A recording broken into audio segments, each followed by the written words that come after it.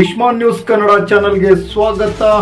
ಇಂದು ಕೇಂದ್ರ ಸರ್ಕಾರದ ಏನು ಬಜೆಟ್ ಮಂಡನೆ ಐತಿ, ಈ ಬಜೆಟಿನ ವಿಷಯವಾಗಿ ಚರ್ಚೆಯನ್ನು ಮಾಡೋದು ಇಷ್ಟಪಡ್ತಿದ್ದೀವಿ. ಏನಪ್ಪಾ ಅಂತಂದ್ರೆ, ಹಿಂದೆ 2025-26ನೇ ಸಾಲಿನ ಬಜೆಟ್ನಲ್ಲಿ ಕೇಂದ್ರ ಸರ್ಕಾರ ಕರ್ನಾಟಕದ ಭದ್ರಾ ಮೇಲ್ದಂಡೆ ಯೋಜನೆಗೆ 5,300 ಕೋಟಿ ರೂಪಾಯಿಗಳನ್ನು ಅನುದಾನವನ್ನು ಬಿಡುಗಡೆ ಮಾಡಿತ್ತು. ಅದು ಇದುವರೆಗೂ ಕೇವಲ ಬಜೆಟ್ನಲ್ಲೇ ಉಳಿತು ಹೊತ್ತು ಯಾವುದೇ ಕಾರಣಕ್ಕೂ ಅದು ಇಂಪ್ಲಿಮೆಂಟ್ ಆಗಲಿಲ್ಲ. ಇದು ರಾಷ್ಟ್ರೀಯ ಯೋಜನೆ ಅಂತೇಳಿ ಘೋಷಣೆ ಮಾಡಿದ್ರು, ಆದ್ರೆ ಯಾಕೆ ಆಗ್ಲೇ ಇಲ್ಲ. ಹಾಗೆ ಬಿಜೆಪಿ ಸರ್ಕಾರದ ಕೆಲವೊಂದು ವಿಷಯಗಳನ್ನ ಕೇಳಕ್ ಇಷ್ಟಪಡ್ತಾ ಇದೀವಿ. 2 ಕೋಟಿ 2014ರಲ್ಲಿ ಅಧಿಕಾರ ತೆಗೆದುಕೊಂಡಾಗ ಪ್ರತಿ ವರ್ಷ 2 ಕೋಟಿ ಉದ್ಯೋಗವನ್ನ ಯುವಕರಿಗೆ ಕೊಡ್ತೀವಿ ಅಂತ ಹೇಳಿದ್ರು. 2026 ಬಂದ್ರು ಕೂಡ ಅದು ಇನ್ನೂ ಇಂಪ್ರೂವ್ಮೆಂಟ್ ಆಗ್ಲೇ ಇಲ್ಲ. 2 ಕೋಟಿ ಉದ್ಯೋಗ ಸಿಗಲೇ ಇಲ್ಲ. ಪ್ರತಿಯೊಬ್ಬ ಯುವಕ ಅಕೌಂಟಿಗೆ 15 ಲಕ್ಷ ರೂಪಾಯಿ ಹಾಕ್ತೇವೆ, ಕಪ್ಪು ಹಣವನ್ನು ವಾಪಸ್ ತರಿಸ್ತೀವಿ ಅಂದ್ರು. ಇದು ಕೂಡಿಗೂ ಅದು ಯಾವುದೇ ತರ ಇಂಪ್ಲಿಮೆಂಟ್ ಆಗಲಿಲ್ಲ.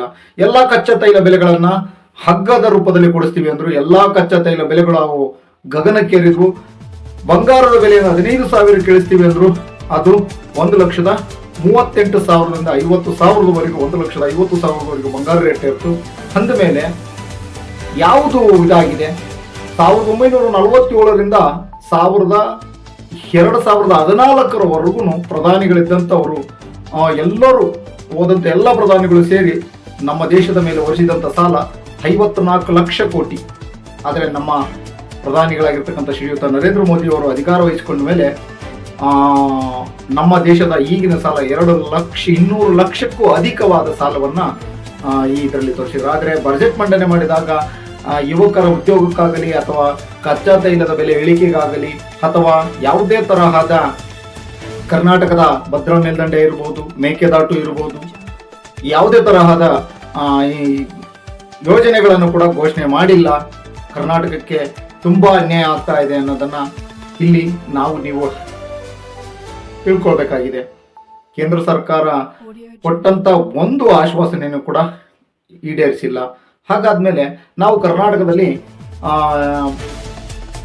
ಮುಖ್ಯಮಂತ್ರಿಗಳಾಗಿರ್ತಕ್ಕಂಥ ಶ್ರೀಯುತ ಸಿದ್ದರಾಮಯ್ಯನವರು ಗೃಹಲಕ್ಷ್ಮಿ ಹಣವನ್ನ 2 ತಿಂಗಳಾಕಿಲ್ಲ, 3 ತಿಂಗಳಾಕಿಲ್ಲ, 4 ತಿಂಗಳಾಕಿಲ್ಲ ಅಂತೇಳಿ ನಾವೆಲ್ಲ ಸ್ಟ್ರೈಕ್ಗಳನ್ನ ಮಾಡ್ತೀವಿ, ಘೋಷಣೆಗಳನ್ನ ಕೂಗ್ತೀವಿ, ಟ್ವೀಟ್ಗಳನ್ನ ಮಾಡ್ತಾರೆ. ಆದ್ರೆ ಕೇಂದ್ರ ಸರ್ಕಾರ 5,300 ಕೋಟಿ ಭದ್ರಾ ಮೇಲ್ದಂಡೆ ಯೋಜನೆಯನ್ನು ರಾಷ್ಟ್ರೀಯ ಯೋಜನೆಯಾಗಿ ಮಾಡಿದಾಗಲಿ ಯಾಕೆ ಘೋಷಣೆಗಳನ್ನ ಯಾರು ಕೂಡ ಕೇಳಲಿಲ್ಲ? ಯಾಕೆ? ಕಾರಣ ಏನು?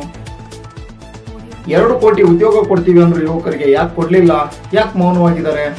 ಅಚ್ಚೆ ದಿನ ತರ್ತೀನಿ ಅಂದ್ರು, ಎಲ್ಲಿದೆ? ರೈತರ ಆದಾಯ ದ್ವಿಗುಣ ಎಲ್ಲಿದೆ? ಬೆಳೆದಂತ ಬೆಳೆಗೆ ಇವತ್ತಿನ ಮೆಕ್ಕೆಜೋಳದ ರೇಟ್ 1,600 ರೂಪಾಯಿ ಪರ್ ಕ್ವಿಂಟಲ್. ಒಂದು ಪ್ಯಾಕೆಟಿನ ಬೆಲೆಗೂ ಕಡಿಮೆ ಇದೆ. 1,800 ರೂಪಾಯಿ ಕೊಟ್ಟು ಒಂದು ಪ್ಯಾಕೆಟ್ 4 kg ಪ್ಯಾಕೆಟ್ ಮೆಕ್ಕೆಜೋಳದ ಪ್ಯಾಕೆಟ್ ಖರೀದಿ ಮಾಡ್ತಾರೆ. 1 kg ಪ್ಯಾಕೆಟಿಗೆ ಬೆಲೆ ಇಲ್ಲ.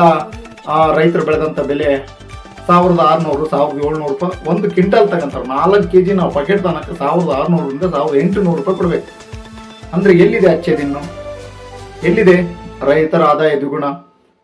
ಯಾಕೆ? ಕರ್ನಾಟಕದ ಜನತೆಗೆ ತುಂಬಾ ಅನ್ಯಾಯ ಆಗ್ತಾ ಇದೆ. ಇದರಿಂದ ಬಜೆಟ್ ನಲ್ಲಿ ಘೋಷಣೆ ಮಾಡಿರ್ತಕ್ಕಂಥದ್ದು ಇದುವರೆಗೂ ಯಾವುದು ಈಡೇರಿಲ್ಲ. ಕರ್ನಾಟಕಕ್ಕೆ ಘೋಷಣೆ ಮಾಡಿದಂತ ಯಾವುದೇ ತರಹದ ಇದು ಕೂಡ ಆಗಿಲ್ಲ. ಅದ್ರ ಮೇಲೆ ಈಗ ಏನು ಮಹಾತ್ಮ ಗಾಂಧೀಜಿ ರಾಷ್ಟ್ರೀಯ ಗ್ರಾಮೀಣ ಉದ್ಯೋಗ ಖಾತರಿ ಅಂತ ಏನಿತ್ತು ಅದನ್ನ ಬದಲಾಯಿಸಿ VBK ಅಂತ ಮಾಡಿದ್ದಾರೆ, ರಾಮ್ಕಿ ಅಂತ. ಯಾಕೆ ಬದಲಾವಣೆ? ರಾಷ್ಟ್ರೀಯ ಒಂದು ರಾಷ್ಟ್ರಪಿತ ಮಹಾತ್ಮ ಗಾಂಧೀಜಿ ಅವರ ಹೆಸರನ್ನ ಬದಲಾಯಿಸುವ ಅವಶ್ಯಕತೆ ಏನಿತ್ತು? ಎಲ್ಲಾ ಯೋಜನೆಗಳು ಅವಿದ್ದ ಮೇಲೆ ಅದನ್ನ ಬದಲಾವಣೆ ಮಾಡೋ ಅವಶ್ಯಕತೆ ನಿಂತಿಲ್ವಲ್ಲ. ಹೆಸರನ್ನ ಬದಲಾಯಿಸುವಂತ ಅವಶ್ಯಕತೆ ಏನಿದೆ? ಯಾಕಂದ್ರೆ ಬೇರೆ ಯಾರಾದ್ರೂ ಹೆಸರು ಇಟ್ಟಿದ್ರೆ ನಾವು ಬದಲಾಯಿಸಿದ್ರೆ ಓಕೆ ಅನ್ಬೋದಾಗಿತ್ತು. ಯಾಕಂದ್ರೆ ರಾಷ್ಟ್ರಪಿತ ಮಹಾತ್ಮ ಗಾಂಧೀಜಿ ಅವರು ಈ ದೇಶದ ಸ್ವತಂತ್ರಕ್ಕಾಗಿ ಹೋರಾಡಿದ್ದಾರೆ ಅನ್ನೋದು ನಮ್ಮ ಒಂದು ಸಿದ್ಧಾಂತ. ಈ ಒಂದು ರಾಷ್ಟ್ರಪಿತ ಮಹಾತ್ಮ ಗಾಂಧೀಜಿ ಅವರ ಹೆಸರನ್ನ ಬದಲಾಯಿಸುವಂತ ಅವಶ್ಯಕತೆ ಏನಿದೆ? ಯಾವುದೇ ತರದ ಇದು ಚೇಂಜ್ ಆಗಿಲ್ಲ ಅಂದ್ಮೇಲೆ, ಅದನ್ನ ಘೋಷಣೆ ಮಾಡಿದ್ಮೇಲೆ ಅದನ್ನ ಹೆಸರನ್ನ ಬದಲಾಯಿಸುವ ಅವಶ್ಯಕತೆ ಏನಿತ್ತು? ಹೀಗೆ 10 ಹಲವು ಪ್ರಶ್ನೆ